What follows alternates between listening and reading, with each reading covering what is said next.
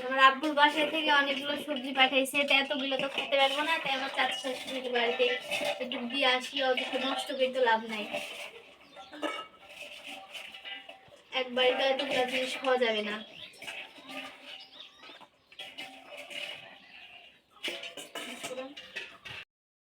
ওইদিকেই থাক, করলে আজকে রান্নবো ঢেঁড়স পুঁই মুচড়ি এগুলো ফ্রিজে রেখে আসি আর অনেক দিয়ে আসি। আম্মা একটা জিনিস দিতে আসলো, লেন পুঁই মুচড়ি লাল লাল বিচি, তাহলে আমার আব্বারা নিয়ে গেছে তো অতগুলি তো খাইতে পারবো না, তাই আপনাকে দিতে আসলো।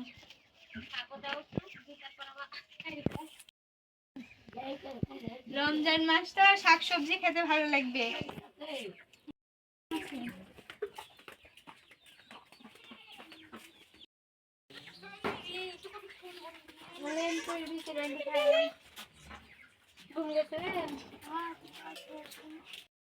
কি রান্না করেছো আজকে?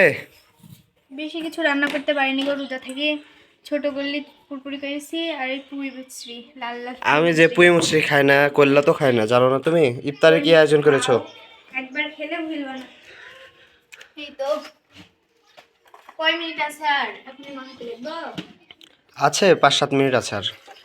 গুড় ফুরাই গেছে, তাই চিনি আর লেবু দিয়ে শরবত। গুন্ডাই না ফুরাই গেছে, আজ তো হাটে যাওনি। ওরে আল্লাহ, তুমি বলবো না? কাল গাছি হাটে যাবে, কাইলে আসা। কি গো, ইফতার করে আসি, তোমাকে নামাজ পড়া লাগে না? বসে আছো? নামাজ পড়লো নি, নামাজ পড়ি তো আবার টানা বসাতে লেগেছে। সরি, নামাজ পড়া হয়ে গেল?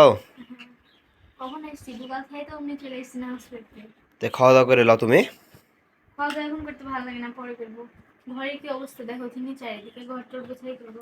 তোমার ঘর তো কোনোদিনই ঠিক থাকলো না, প্রত্যেক দিনই তো নোংরা। রোজা রেখে ঠিক করতে পারিনি, রোজা তো প্রতিদিনই ঠিক করি রে বাবা।